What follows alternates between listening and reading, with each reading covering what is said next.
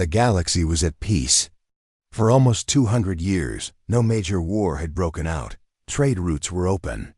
Starships moved freely between systems. Alien species worked together. The Galactic Council believed the dark times were over. But then, the signal came. It was weak, barely noticeable. A small science vessel near the edge of the galaxy picked it up. The crew thought it was a system error. Just background noise. But one young technician named Lyra noticed something different. This pattern. "It's not random," she said. Captain, a tall insectoid from the Zarnax race, looked over her shoulder. "Is it a code?" "Yes," she said, her voice shaking. "But I don't recognize it." The signal repeated every 23 minutes. At first, it was just static. Then slowly, words formed. Old, ancient words. The crew didn't know what they were seeing, but the computers did. One word flashed in red on every screen. Human. In the center of the galaxy. The Galactic Council met in panic. The signal had spread. Other ships detected it too. It was moving through space, reaching listening stations one by one. Always the same message: "We are coming back." The council chambers, usually calm, were filled with noise. Every species was talking at once. Fear was in the air. "Impossible," shouted a tall, blue-skinned noble from the Serati Empire. "Humans are extinct." "They disappeared 400 years ago," said another. "They left nothing behind." "They didn't disappear," whispered Grand Historian Jikal of the Ithari race. "They vanished on purpose." The room went quiet.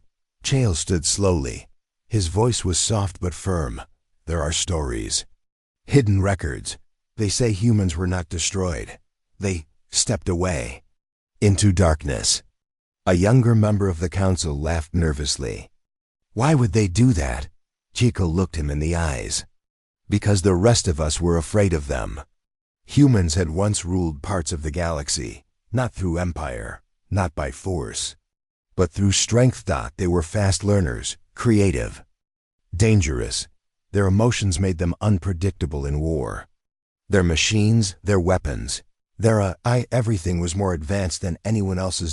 No species could compete. So they formed alliances. Against humans. It took nearly 100 years of battles. At the end, the humans vanished. No one knew how. Some believed they destroyed themselves. Others thought they went to another galaxy. Some whispered they had found something darker.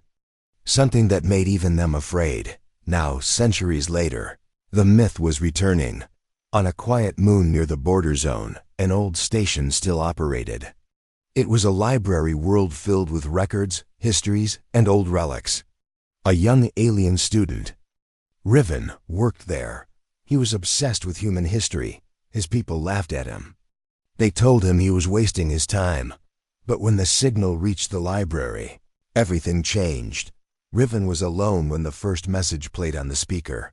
A voice. Cold, human, emotionless. Protocol 77 reactivated. Surveillance complete. Phase 1 initiated. Riven froze. He ran to the archive room and pulled out an old translator device. He matched the signal's pattern with a forgotten Earth language called English. The message repeated, word for word. Protocol 77 reactivated. His hands shook. He sent a message to the council. No one answered. That night, he found an old file. A journal written by a human soldier. It was dated 402 years ago, the last. Page said, "If we return, the galaxy must be ready, or it will not survive us." Back at the council, more systems reported contact. Ships had vanished near the dark zone, the part of the galaxy no one entered. No stars, no light, just blackness. That's where the signal came from, and now it was moving. Admiral Varan of the Krix Defense Legion called for immediate military response. Send fleets. We cannot wait until they attack. But others disagreed. We don't even know if it's really them, said Chancellor Velra, leader of the peaceful Trinari species. It could be a trap.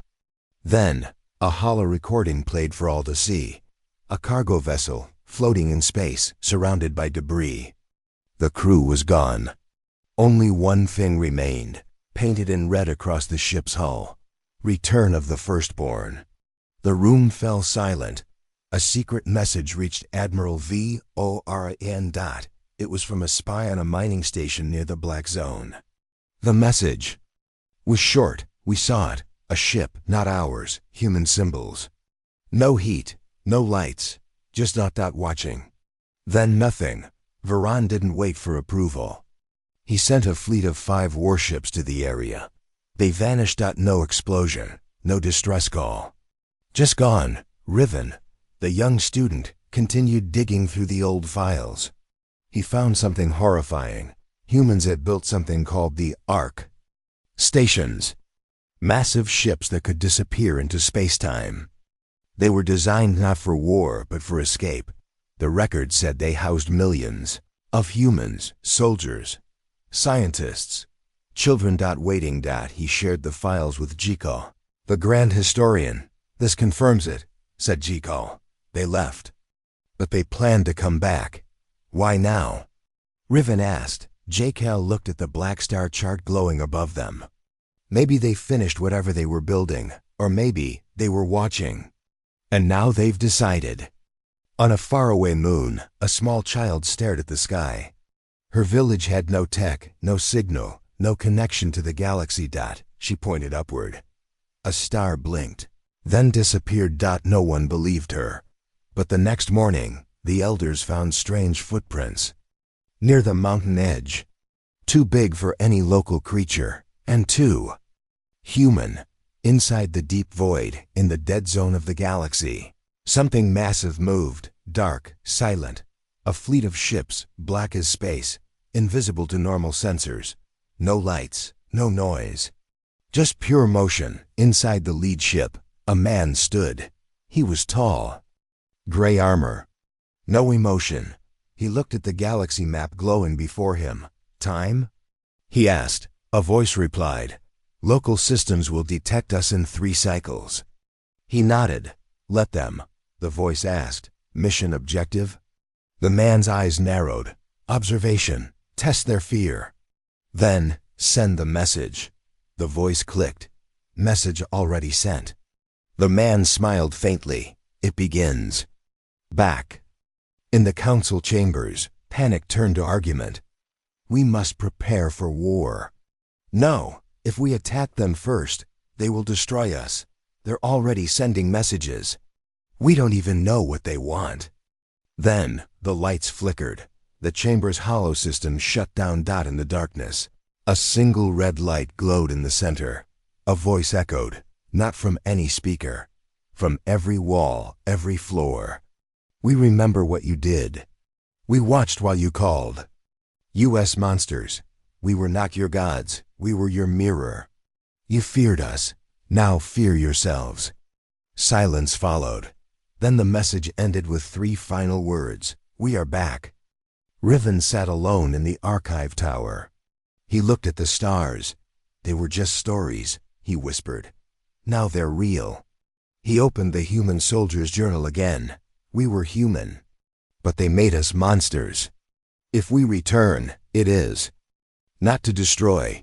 It is to remind them we never left. We only slept. He closed the book. And outside his window, a second star vanished.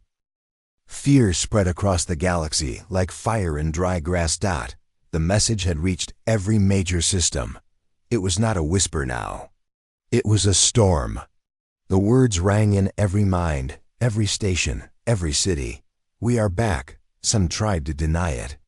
Others prepared for the worst. The Galactic Council, the highest authority of the known galaxy, called an emergency meeting. It was the first full gathering in over a century. Inside the giant council chamber, representatives from 56 species stood under the glowing dome. The air was heavy with fear. Grand Speaker Velra, a calm and wise alien from the Trinari race, began the session. We all heard the message. We all saw the stars go dark. Now, we must decide. Admiral Varan, a tall and armored being from the Krix Dominion, spoke first. No more debates. This is a threat. The humans are returning. We must act. Several nodded in agreement. They already destroyed one of our fleets. Another added. But we attacked first, said Senator Korem of the gentle Ithari race. And they did. Not destroy all ships. They let some live. Is that mercy or a warning? Asked a cold voice from the shadows. It was Sorrel, the spider-like leader of the Vexi hive. The room fell into silence. Grand Historian Cal stood next.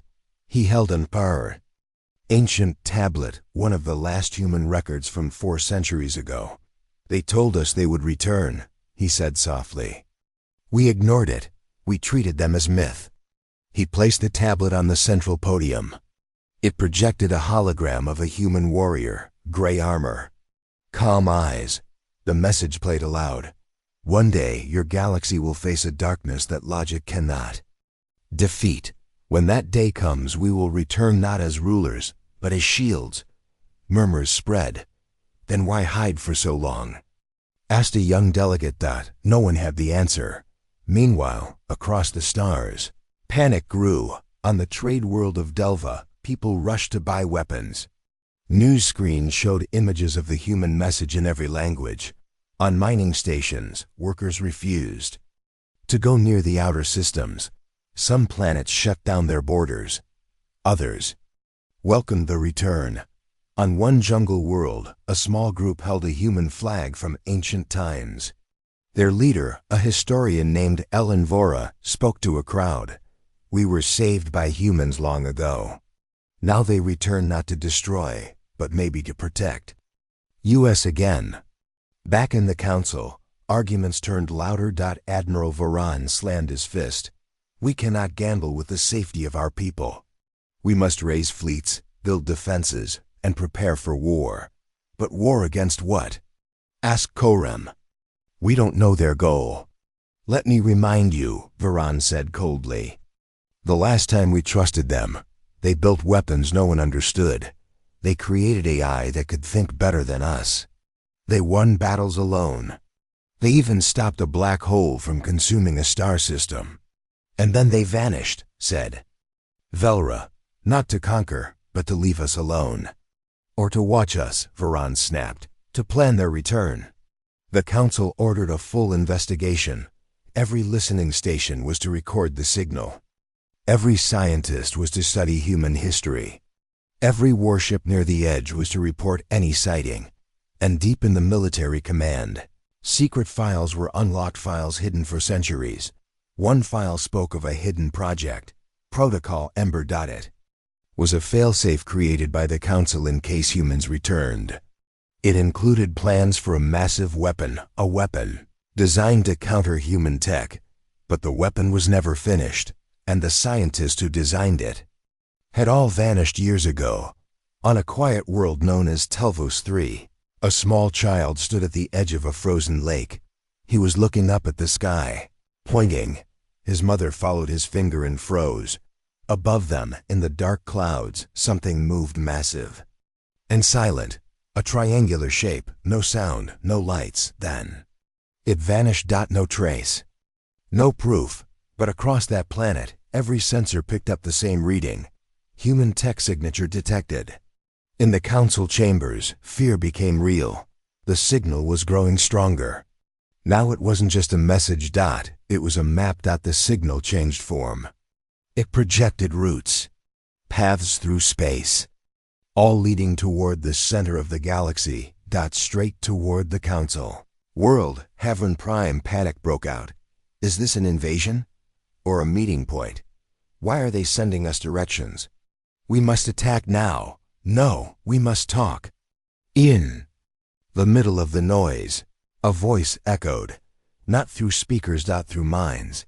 Telepathic transmission. Only humans had used such a method centuries ago. The message was simple. We offer words before war. Meet us, talk, or prepare to repeat history. Everyone froze. Then coordinates appeared on every device across the galaxy. One location, a small system near the old human border. Empty. Forgotten. A secret vote was taken. Should they send a team?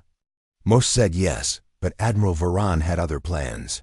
He secretly dispatched a stealth ship. Its mission: reach the meeting point before the diplomatic team, scan the area, prepare weapons. If humans attacked, they would strike first, but the stealth ship never arrived. Instead, the diplomatic vessel called Unity Star was launched. Inside were chosen representatives: Korem from the Ithari, Velra from the Trinari, a Vexi diplomat, and 2 AI units. They traveled through silent space. No one spoke much. All feared what they might find. But when they reached the system, they saw something strange. A single ship. Not big, not threatening, old design, yet still active. It looked human. The human ship sent a signal. We are one, we are many, we remember. A docking tunnel extended. The Unity Star connected. Everyone waited. Finally, the airlock opened. And from the human ship, one figure stepped out. Not in armor. Not with weapons. A tall woman, human, wearing gray clothing, her face calm, hair white, eyes bright. She looked at them. Welcome, she said softly. It's time to talk. Back on Havron Prime, the council waited for updates. When the video feed showed a human face, many gasped. She looks just like us. They didn't evolve? No, said Jiko. They perfected themselves. Inside the meeting room, on the Unity Star, the human woman spoke slowly. We are not here to conquer, she said. We are here to warn. Warn us of what? Velra asked. The thing that made us leave, she answered. Silence. She continued. Long ago, we faced a threat beyond understanding. It was not a race, not a fleet, but a force. It consumed knowledge, burned systems, broke reality. You defeated it? Korem asked. No, she said. We locked it away. We built the gate in the dark zone. And we stayed to watch it. Everyone stared in shock. She looked at them all. But the gate is breaking, and we are too few. Korem stood, voice trembling. So, you need us. The woman nodded. Double quotes. Yes, you feared us once. You made stories of our rage, but now we need your trust. Or we all fall. Back on the council world, debate turned to chaos. Some wanted to believe the human, others wanted to prepare for war. And Admiral Varan? He wasn't waiting anymore. In secret, he activated Protocol Ember. Deep inside a hidden moon, old machines came to life. Lights flickered. A voice said, Target, human. A weapon, never tested, began to charge. Meanwhile, in the stars near the dark zone, something massive awoke. Not human, alive, but ancient. Buried. It broke free from silence. And the stars trembled. In a hidden chamber of the human ship, another voice spoke. A younger man. Watching data on a glowing screen. They've activated Ember, he said. The white-haired woman nodded. They still don't trust. He turned to her. Should we leave? She shook her head. No, now they need us more than ever. As the Unity Star moved back toward the council, carrying its message of peace, a dark fleet formed in the unknown. Not human. Alien. Something worse. Something forgotten. And it was coming. The stars were silent again. After the meeting with the human woman, the Unity Star made its way back toward Havron Prime. The diplomats on board were quiet. Some looked hopeful. Others were still afraid. Velra sat near the window, watching the stars drift by. She didn't lie, she whispered. I could feel it. Korem nodded. Yes, but will the council believe her? No one answered. Behind them, the I unit called N7 suddenly turned its head. Warning. Unidentified anomaly detected ahead. Everyone stood up. What kind of anomaly? Velra asked. Unknown, said N7. No life signs. No movement. But it's there. As they approached the coordinates, the crew saw it, floating in space. Dark, silent, a massive vessel, long, ancient, covered in scars. Its surface was cracked like dry skin. No lights, no signals, no shields. It looked dead, but every sensor screamed otherwise. "There's something wrong with it," Korem said. "It feels angry." Seven zoomed in with the ship's scanners. Text appeared on the outer hull. A single word: Genesis. Chael, the Grand Historian, was the first to identify it when the image reached Havron Prime. His voice trembled as he spoke. "That's a human ship, but no records mention it. This one's even older than the Ark stations." The council chamber filled with whispers. Could it be a trap, or a weapon, or a message? Admiral Varan narrowed his eyes. "Send a recovery team." A ship was dispatched immediately. A military vessel called Storm Eye, led by Captain Dran, an elite officer known for his loyalty to Voran. They reached the Genesis ship in 2 hours. Storm Eye docked with the Ghost. Vessel. No response. No defenses. Just cold metal and silence. Dran and his squad entered. They walked through dark hallways. Walls were covered in strange markings, some human, some unknown. "It feels like the ship is alive," said one soldier. "No," whispered another. "It feels like it's watching." As they moved deeper, they found the first body. It was human. But not normal. Its skin was gray. Eyes open, no wounds. No decay. Just frozen, like a statue. Dozens more followed. All the same, like time had stopped around them. "What is this place?" Dran asked. No one could answer. Then they reached the main control room. And they found a glowing core still active. A single voice played from the ship. "This vessel failed to contain the breach. Memory corrupted. Awaiting termination." The soldiers froze. "Contain what?" asked Dran. But the ship said nothing more. Back on the Unity Star, Korem received the report. He played the message. "For Velra and the others, a failed containment ship," Korem said slowly. "Was this the gate the human woman spoke of?" "No," Velra replied. "This was just one of the locks. And the lock is broken." Inside the Genesis ship, things changed. Lights began to flicker. The walls vibrat.dra and ordered immediate exit. But the door behind them vanished. Not closed, gone, like it was never there. One of the soldiers screamed. He looked down. His hand was fading. Turning into dust. Then nothing. "Move. Find another way." Dran shouted, but the hallways kept changing. Like the ship was shifting. Like it was alive. On Havron Prime, the council lost contact with Storm Eye. Admiral Varan stood up. "We've lost them. That ship is not just a relic. It's a threat." Jekyll disagreed. "We don't know what it is. But if humans built it, they might know how to stop it." Varan shook his head. "No more waiting. Activate Ember, now." A red light flashed, somewhere deep beneath the council chambers.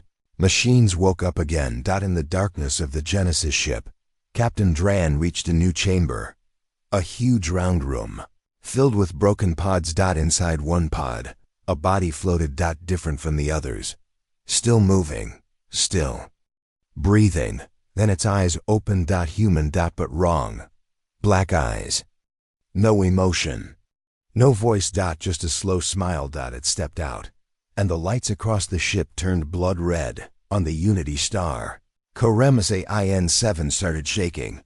"Warning," it said. "Reality field disturbance detected." "What does that mean?" Velra asked. N-7 single quotes as voice glitched. "It means something inside that ship doesn't belong to this universe." Suddenly, across the galaxy, small events began. On a farming planet, water turned to smoke for 60 seconds. Then back to normal. On a research station, scientists saw their reflections move on their own. On a prison moon, every door opened at the same time, then closed again. Something had changed. Something had entered. Back on the Genesis, Captain Dran tried to fire his weapon at the human creature. It didn't move. The bullets passed through. Like fog. Then the creature raised one hand, and the ship screamed. Not a sound, not a noise, but a feeling: pain, loss, fear. Dran fell to his knees. The last thing he saw was the creature smiling again, and then nothing. On Havron Prime, the Council received one final message from the Genesis ship. It was not from Storm. It was from the human woman. She looked directly at the screen. "You found the gate's broken key," she said. "Now the lock is undone. We can no longer stop it alone." "What is it?" Velra asked. The woman's eyes darkened. "The reason we left. The thing we locked away. The hunger that eats time." Then the message ended. Panic took over. Worlds closed borders. Fleets armed. Weapons. Prophets screamed in the streets. Some said it was the end. Others said it was judgment. But deep in the heart of the galaxy, something laughed. Not with joy, but with hunger. J-Cal called for a secret meeting. He met Korem, Velra, and a few others who still believed in peace. "We must meet the humans again," he said. "Ask for help. Admit our mistake." "They may not trust us anymore," Korem replied. "Then we must earn it," J-Kal said. On a silent moon near the void, the human woman stood before a dark mirror. She looked into it, and it looked back. It wasn't her reflection. It was the creature. The thing from the Genesis. "You woke too early," she whispered. It smiled. "We were never sleeping." She closed her eyes. Then spoke into her communicator. "Initiate arcfall. We need all surviving arc stations. The gate is breaking." Back in the Council, Admiral Varan prepared for war. He stood before a new weapon, a giant cannon, powered by stolen human tech. "Fire when ready," he said. Before the command could be given, the lights died. The screens turned black. And every device across the galaxy spoke the same words. "You had peace. You chose fear. Now, choose survival." Above a forgotten star, a new fleet appeared. Not alien. Not human. Something else. They had no ships. Only shapes, moving like shadows, eating light. Korem looked up at the sky from his homeworld. He saw 3 stars go dark. No sound. No warning. Just silence. And he whispered the words none had dared to say for centuries. "We need the humans." The galaxy was trembling. After the chilling message from the human woman, the Council was in chaos. Fear and doubt filled the great chamber on Havron Prime. The unknown enemy, the shadow force that broke reality, was moving closer. Every star system seemed to feel its cold breath. Grand Historian Jikal looked around the room, his voice steady but filled with urgency. "We have no time left. The Arcfall protocol must begin." Admiral Varan sneered. "We still have weapons. Ember is ready. We don't need ancient human relics to fight shadows." Velra raised her hand to silence the room. "This isn't just a war of guns and ships. This is something else. Something we do not understand. The humans have knowledge we lack." The white-haired woman's words echoed in their minds. "The gate is breaking. We are too few." They knew this meant the threat was bigger than anyone imagined. Far beyond the Council's reach. In a hidden part of the galaxy, the humans were preparing. The Arc Station's massive space habitats built centuries ago were waking up. Each station held ancient power and secrets that humans hoped would stop the dark force. The white-haired woman, called Captain Alara, stood on the bridge of the largest Arc Station, called Aegis. She looked out at the stars with calm determination. "We must gather every station," she told her crew. "We cannot fight alone anymore." Her second-in-command, a young man named Rian, frowned. "Captain, we don't know if the other stations survived." "They went silent long ago," Alara nodded. "Then we find them, one by one." Back at Havron Prime, the Council authorized a joint mission with the humans. Scientists, diplomats, and soldiers gathered for the first time in history to work together. Korem, Velra, and Jiko were chosen to join the human crew. They felt the weight of responsibility. If this mission failed, the galaxy might fall into darkness. They boarded the human ship Unity Star once more, ready to face the unknown. As Unity Star left Havron Prime, the darkness grew closer. In the cold void near the broken gate, the shadow force pulsed. It bent light and twisted space. Ships that entered its reach disappeared without a trace. Elara explained, "The gate is a prison. It holds the shadow force locked away, but the locks are breaking." Rian asked, "What happens if it breaks completely?" Elara's eyes darkened. "It will consume everything. Time, space, life itself." The crew shivered. Days passed as Unity Star traveled toward the Ark stations. Each station was a giant city in space, floating in silence. Their first destination was Helios, a station orbiting a dying star. They found it drifting, with no signs of life. Inside, the lights flickered on weakly. As they explored, strange whispers filled the halls. Korem heard his name in the dark. "Who's there?" He asked. No answer. Suddenly, shadows moved along the walls, shifting shapes that looked like lost memories. Velra activated her energy shield. "We must be careful. This place is not safe." In the control room, Gio found old logs. The last message was from the station's captain. "We are fighting something inside." The captain's voice trembled. "It's destroying minds, turning us into shadows." Suddenly, the station shook. The shadow force was inside. They ran back to Unity Star just in time. Helios began to collapse.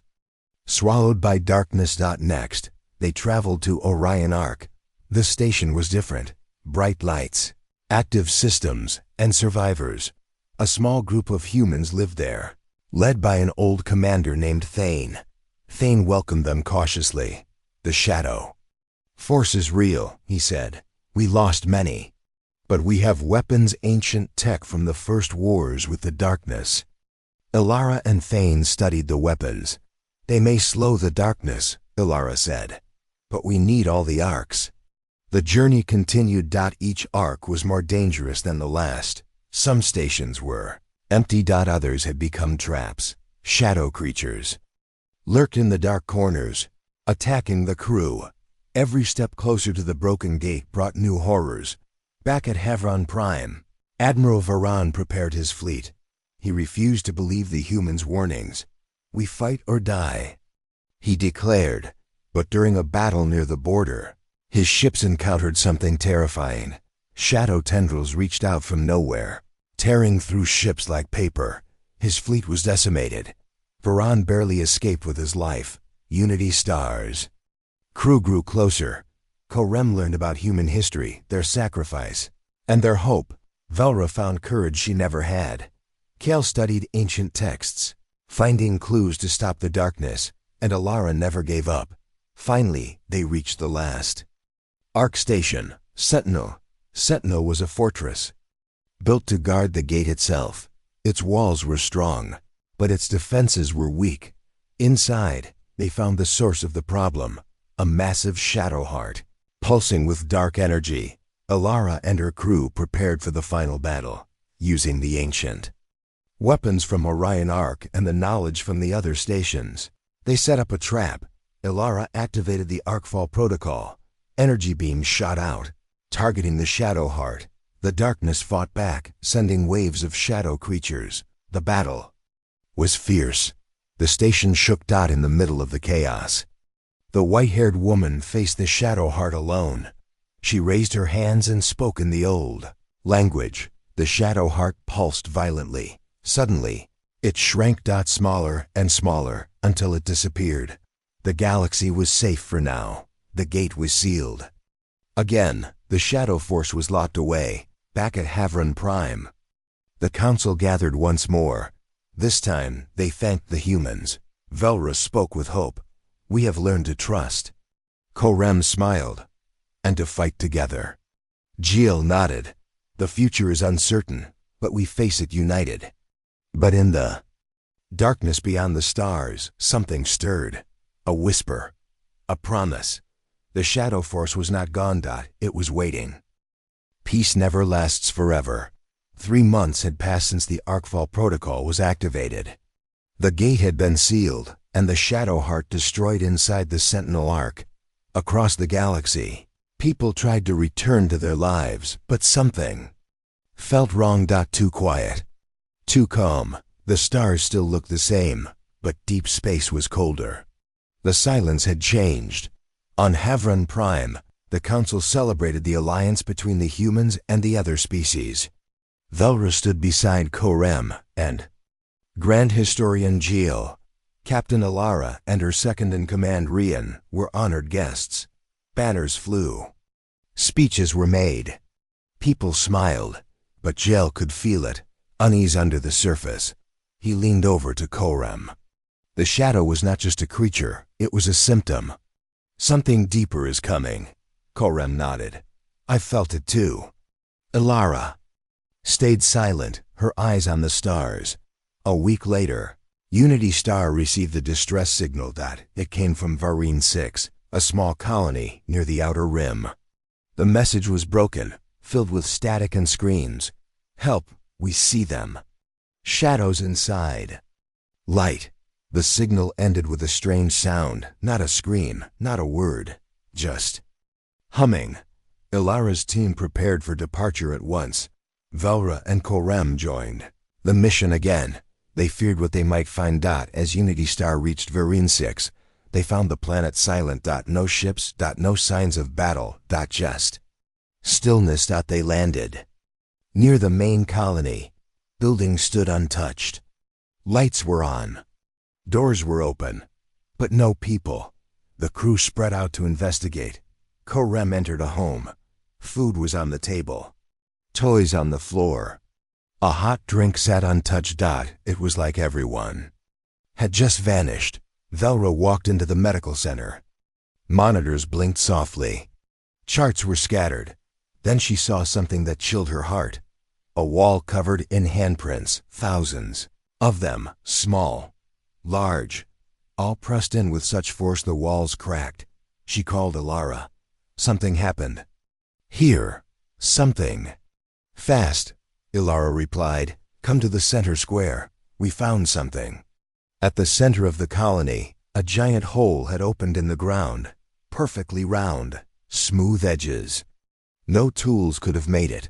From the hole came a cold wind. And the humming. Jill scanned it. The readings are wrong. This shouldn't exist.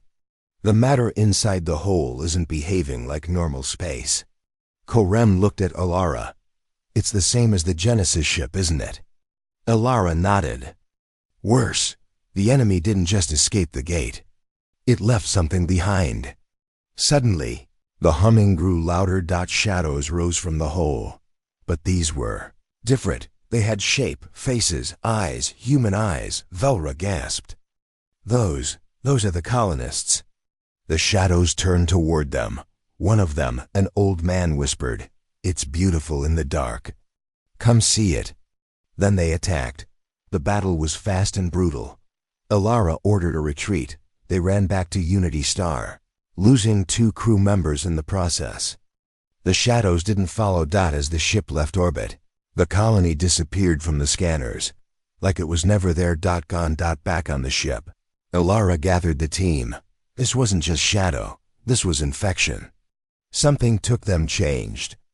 Them. Jekyll looked pale. They're not dead. They've been converted, Velra asked. Into what? Korem answered quietly.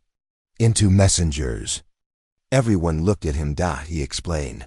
When I looked into the eyes of the shadow colonist, I saw something, a message. A direction, coordinates. Jekyll input the coordinates into the system. It pointed to a region of space with no stars. Void. Known only as the Black Line. The Black Line was a forbidden zone. No ships returned from there. No light escaped. Even maps avoided it. Now, they were being called there. Velra spoke firmly. We must go. If this threat is growing, we need to understand it before it reaches us. Alara agreed. Prepare Unity Star. We go at first light. Their journey to the Black Line was long. On the way, more reports came in. A science station near the Kolar Nebula stopped sending messages. A trade fleet passed through a region and never came out the other side. A patrol ship returned from a routine mission, but its crew had no memories. Something was spreading. As they neared the edge of the Black Line, strange things began happening on Unity Star. One crew member saw their own face in a mirror smiling, even when they weren't. Another heard whispers in the vents. Velra's dreams were filled with a single phrase: the light forgets, but the dark remembers. Korem reported the navigation systems glitching. Coordinates kept changing. Even N7, the ship's AI, began to act strange. I feel watched, it said one night. Finally, they crossed into the Black Line. There were no stars. Just black, total emptiness.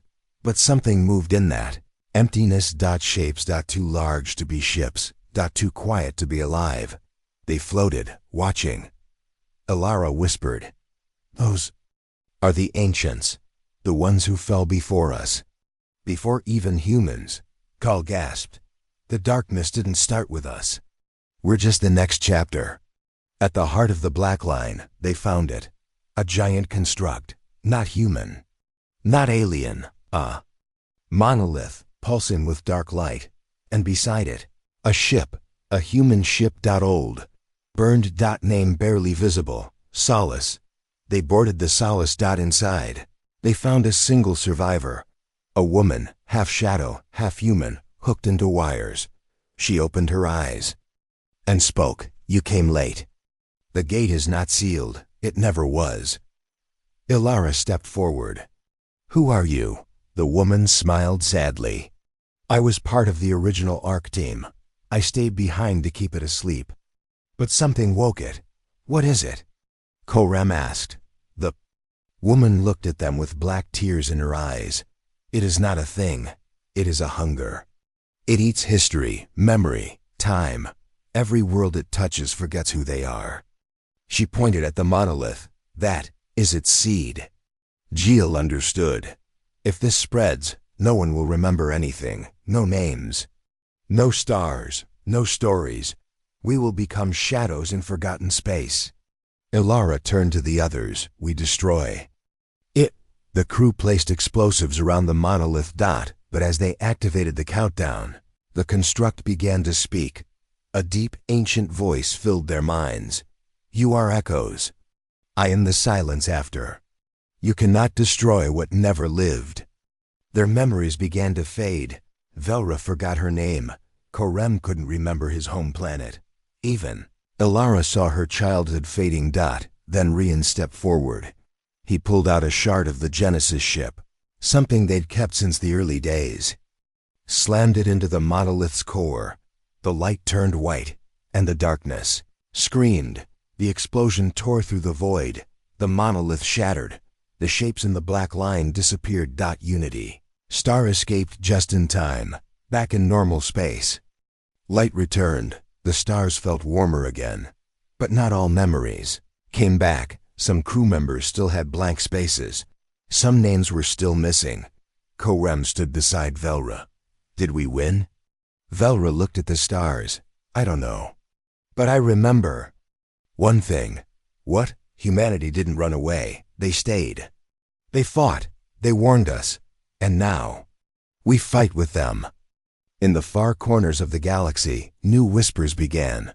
But this time, they were not from the dark. They were from humans. Old signals. Old ARC messages. Calling others. Rising. The war wasn't over. But now, the galaxy was no longer afraid of the human myth. It believed in it. The galaxy was no longer silent. After the destruction of the monolith and the Black Line, small waves of light returned to the stars. Ships could travel again. Colonies felt safer. But the danger was far from over. Captain Ilara and her crew aboard the Unity Star had survived the Black Line. But not without scars. Velra still forgot her brother's name. Korem often stared into space, unsure where he grew up. And Ilara She couldn't remember her father's voice. The shadow had taken not just lives, it had stolen memories. And now it wanted more. Far in deep space, in a system called Uranus Edge, ships vanished again. This time, they left no wreckage, no signals, no signs. Just nothing. Grand Historian Gilles gathered all the data he could. He studied the ancient human archives, and what he discovered made his blood run cold. The monolith, he said to Alara, was not the source. It was only the first root. There are more hidden in places where memory is weakest. Where people forget, Korem added. Alara's face hardened. We must stop this before the galaxy forgets itself. The Council of Havron Prime formed a new emergency alliance. Operation Dawnlight was born. The goal, seek and destroy all remaining monoliths before they activate. Unity Star became the flagship of this operation. But there was a problem.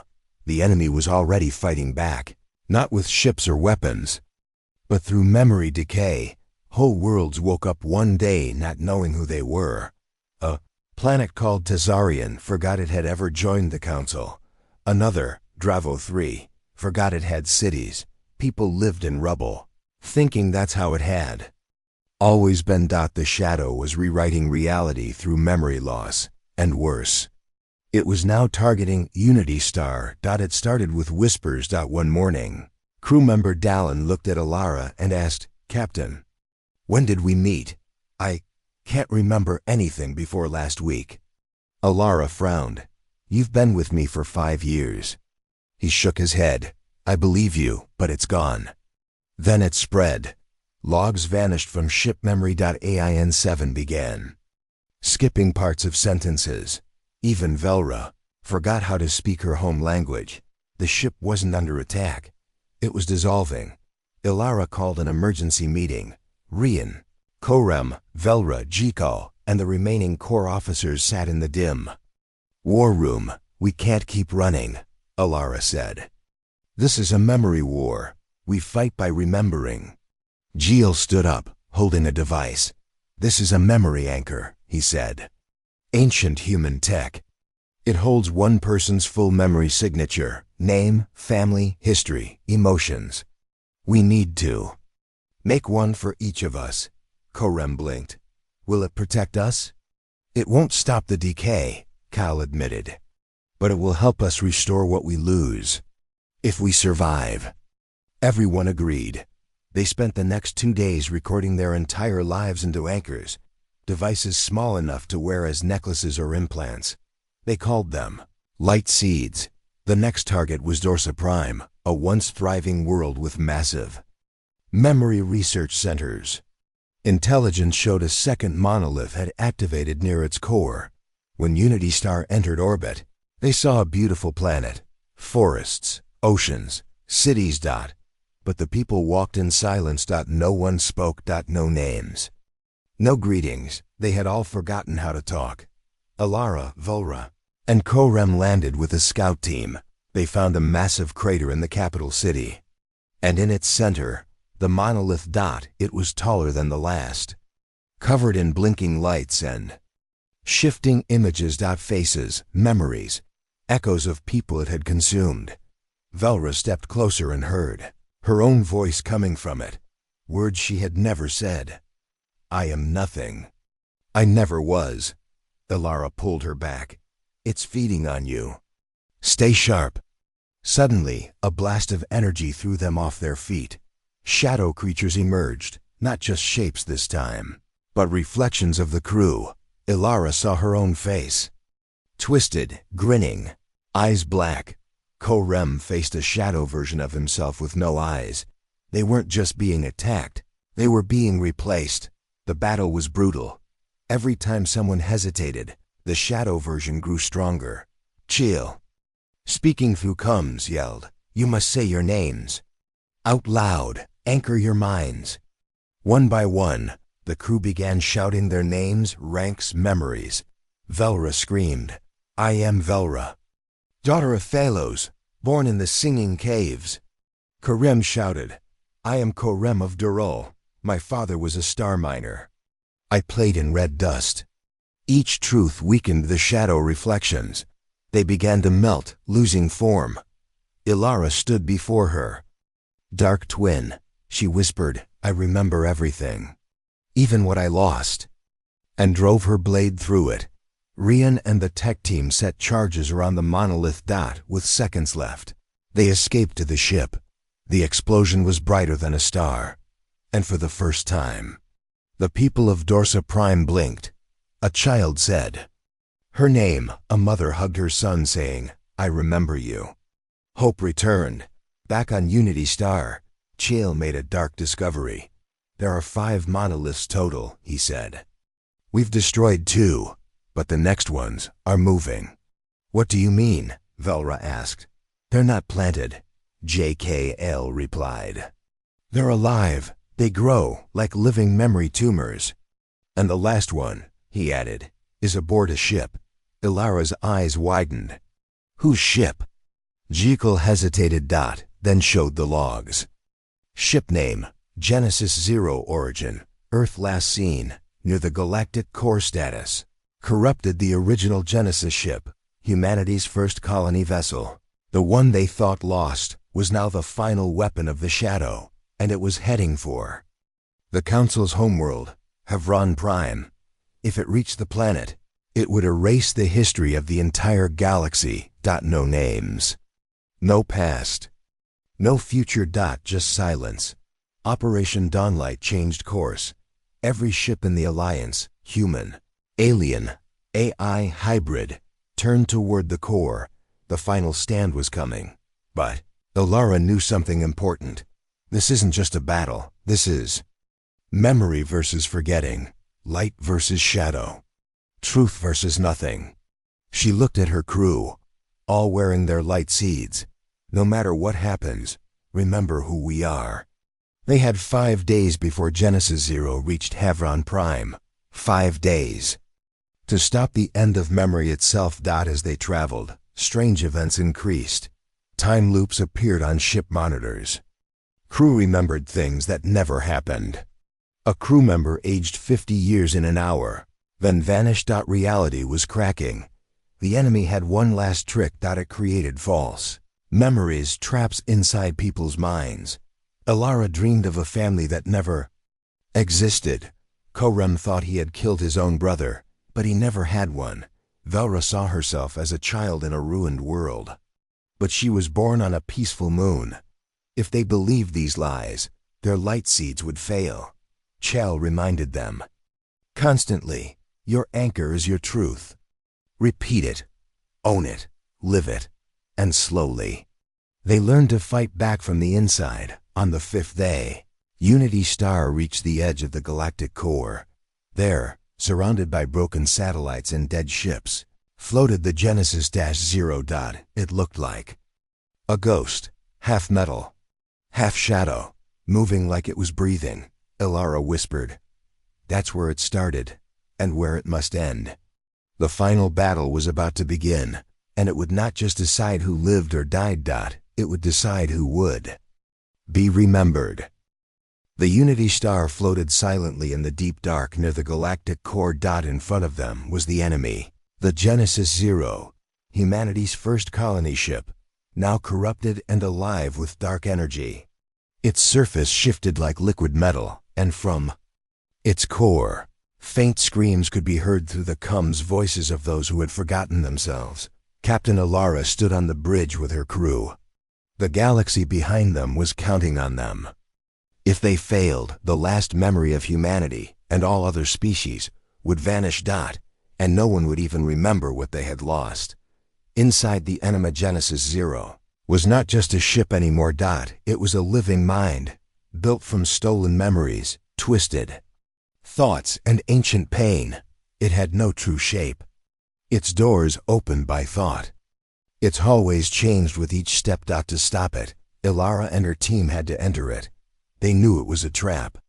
But there was no other way. "This is not just a mission," said Ilara. "It's a rescue. We must save what we are." Everyone wore their light seeds, the memory devices that held their true identities. If those were lost, so were they. The infiltration aboard a small stealth pod. Alara, Korem, Velra, and Jekyll flew toward Genesis Zero. The closer they got, the more their minds felt heavy. Velra grabbed her head. I can hear crying, like a child like me. Jill quickly activated a second layer of protection, mental filters from old human tech. The sound faded, but the pain didn't dot as they landed. The ship opened its dark mouth, not a door, but a hole. They stepped into the core of lost memory. Echoes of the past inside. Everything looked human, but wrong. Walls were like those on old Earth ships, but the floors were soft, like skin. Screens showed broken memories. A girl riding a bike that looped forever. A man saying goodbye to someone who never came. Wars that never happened. Korem stopped. This is my grandfather's ship. I've never been here, but I know it, Chkal replied. It's not real. The ship is stealing from our light. Seeds keep moving. They had to reach the central memory core, the heart of Genesis Zero, and destroy it. But the ship wasn't going to let them go easily. The guardians of forgetting, as they moved deeper, shadows appeared, not like before. These were full beings, wearing old human uniforms. Their faces looked like people the crew had loved and lost. One looked like Alara's father. Come home, Alara, it said. You've been lost too long. Her knees buckled. Chkal yelled. It's not him. Say your truth. She closed her eyes, touched her light seed, and whispered, I am Captain Alara Miles, daughter of Earth, defender of the last memory. The shadow screamed and burned away. They all had to speak their truths to survive. The memory pit they reached. A large chamber, the memory pit. It was filled with floating images, billions of them. Every person, every event that Genesis Zero had stolen. In the center was a glowing orb. The core of forgetting. It pulsed like a heartbeat. This is it, said Jekyll. Destroy that. And we stopped the memory war. But as they stepped forward, the shadows attacked again, this time in waves. Each attack caused memories to flicker. KO. Rem forgot how to hold his weapon. Velra forgot her own name. Alara felt the faces of her crew disappearing from her mind. The light seeds began to crack. The truth fight. Chkal yelled, anchor yourselves, now. They all knelt, placed their hands on their light seeds, and began to speak. I am Korem of Dural. My first memory is fire and laughter. I am Velra. I danced under twin moons. I am Jiko, guardian of the last records. I am Alara. I fight so others can remember. With each word, the shadows fell back. The core shrieked, a sound like broken glass and thunder. But then, a voice echoed from above. Alara. It was her own voice. You left us. You forgot. You belong here. Inside her own mind suddenly, Alara stood alone. She was no longer in the ship. She was in her childhood home, standing in her bedroom. Her mother was there, her father. Her younger self. They looked happy. Stay, said her father. This is all you ever wanted. For a moment, she believed it, but then she saw her reflection. There was no light seed. Around her neck. She had no name. This world was not real. She whispered, I choose truth. And with that, she ripped the fake world apart. The final stand back in the real world. Alara rose to her feet. The others had held their ground, barely. Velra was bleeding. Korem was unconscious but breathing. Alara raised her weapon and fired at the core. Nothing happened. It must be destroyed by memory, said Jill. Only a memory strong enough to shake its roots. Alara looked deep into her heart. She thought of Earth, her family, the first time she saw stars, her first mission, her mistakes, her courage. She placed her light seed into the core and said, I remember everything, even the pain. Especially the pain. That's what makes me human. The core turned white. And shattered. Collapsed. The Genesis Zero shook violently. Without its core, the ship began to collapse. Alara grabbed Korem. Velra helped Jiko. They ran through melting hallways, dodging falling pieces of false memories, faces, names, half-written poems. They jumped into their pod and launched. Behind them, Genesis Zero exploded in a ball of light. No shadows remained, just silence, peaceful, clean silence. Victory back on Unity Star. The crew waited in tense silence. When the pod returned, cheers broke out. They had won, across the galaxy. People began remembering again. Lost children called their parents. Planets restored their histories. Species, once forgotten, were recorded again. Memory had won, but not without cost. Some things were still lost. Korem never remembered his brother. Velra's childhood songs were gone forever. Alara couldn't remember the face of her mother, but they were alive. And the galaxy was healing. The message Alara stood before the Galactic Council. All eyes, human, alien, synthetic, were on her. She said only one thing: we must never forget who we are, not because memory is perfect, but because without it, we are nothing. The Council passed the Lightkeeper Treaty. Every world would carry memory anchors. Every species would protect its truth, because the memory war was over. But forgetfulness could return. As Unity Star flew into a calm sky, Chill looked out the window. Do you think it's really over? He asked. Alara smiled. No, she said, but now we're ready. The stars were quiet again. After the destruction of Genesis Zero, the last monolith had fallen. The galaxy, once on the edge of forgetting itself, had been saved. Names returned. Faces were remembered. Songs once lost were sung again, but something had changed. Captain Alara Miles, standing on the bridge of the Unity Star, could feel it. The galaxy would never be the same. Memory had won, but only just. She looked at the stars with a heavy heart. We saved them, she said. But we lost something too. The healing begins across hundreds of systems. Planets rebuilt. Libraries reopened. History was retaught. Monuments were rebuilt. Species that had forgotten their ancestors now celebrated them. On Dorsa Prime, people danced in the streets. On Havron Prime, the Council created a new holiday, the Day of Light, to honor those who kept memory alive. But on the Unity Star, things were quieter. Korem, still healing, walked with a limp. His left eye flickered with light, a gift from the Genesis energy. Velra smiled more now, but she often looked lost when the crew told stories she couldn't recall. Kal, the historian, now carried 2 memory seeds around his neck, one for himself, and one for those the galaxy forgot. And Alara? She had changed the most. The flame inside Alara stood before a mirror in her quarters. She stared at her face, older now, marked by battle and time. Her light seed was gone. She had destroyed it to end the war. Some memories never returned. Her mother's face, her childhood garden, the first time she flew a ship, gone forever. But she did not cry. May not remember everything, she whispered, but I know who I am. Inside her chest she felt it, not pain, not fear, but flame, a burning will, a spark that never died.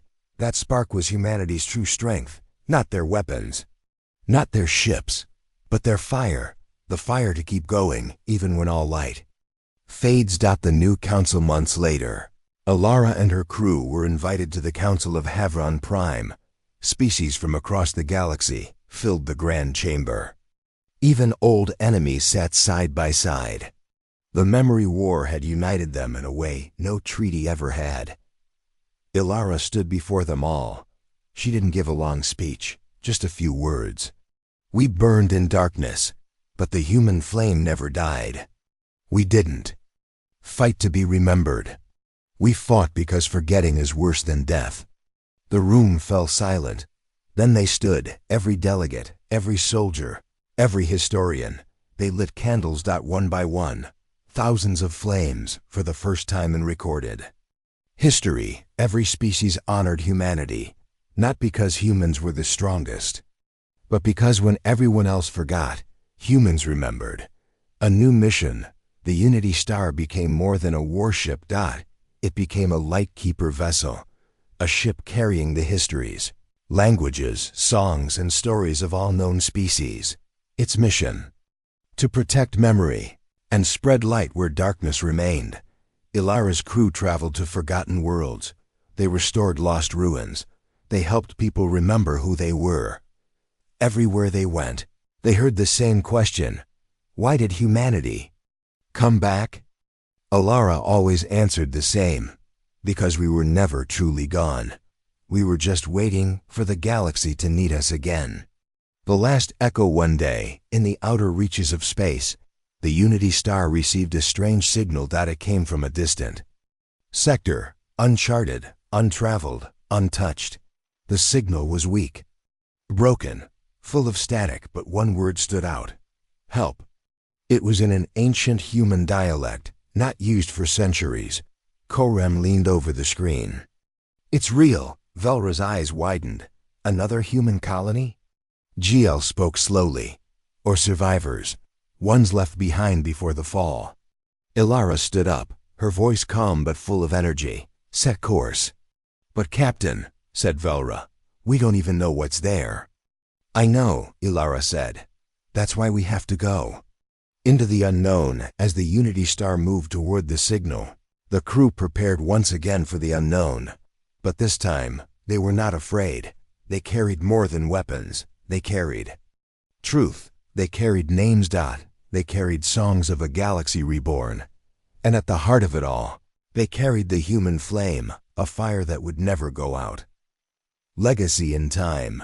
The story of the Unity Star spread across galaxies. Children on alien worlds learned the names of its crew. Ilara the Flamebearer, Korem the Iron Memory, Velra, the voice restored, Jikal the last.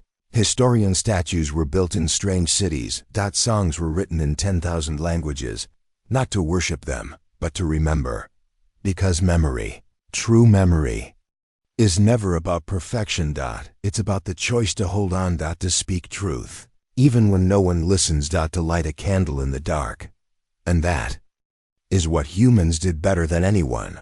The final word. Ilara stood once more in the observation deck, staring at the stars. Velra walked beside her. What do you think we'll find? Velra asked. Ilara smiled. Maybe nothing. Maybe someone. Maybe something worse. Velra nodded. But we're still going. Ilara looked into the black void ahead. Yes, she said.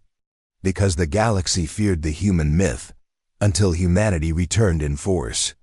And with that, the Unity Star jumped into light. The flame burned on. The end.